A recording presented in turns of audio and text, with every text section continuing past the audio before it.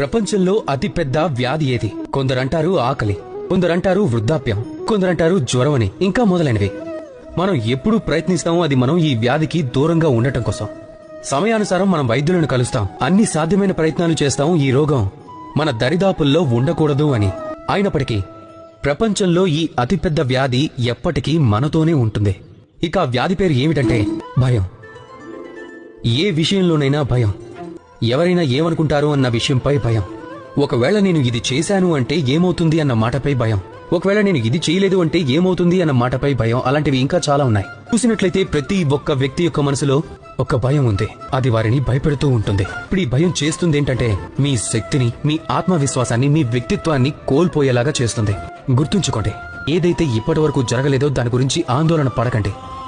అవును, ఏదైతే అయిపోయిందో దానిని జాగ్రత్తగా సమీక్షించుకోండి. దాని నుంచి తప్పకుండా నేర్చుకోండి. ఇక జీవితంలో ముందుకు వెళ్తూ ఉండండి.